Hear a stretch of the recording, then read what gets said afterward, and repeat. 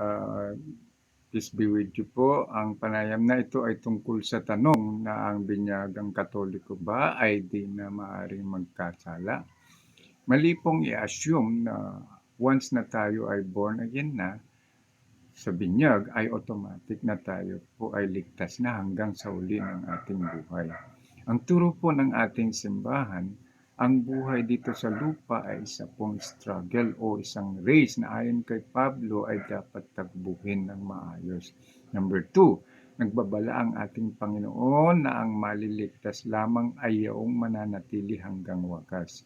So, ano pong mga pangunahing kadahilanan? Number 1, our tendency to sin is still part of our nature. Number 2, we still inhabit these imperfect bodies, struggling with the desires of the flesh and the temptations of Satan. Number 3, di pa natin nakamit ang paghusga na siyang pagdadaanan natin lahat pag tayo po ay pumanaw na. So, sometimes po ay overwhelmed tayo with our struggles na kung saan ay gusto na po natin sumuko.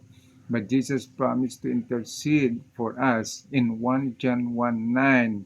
As long as we confess our sins, then God is faithful and just to forgive us. Ito po ang pag-asa natin while waiting for the coming of our Lord and Savior Jesus Christ.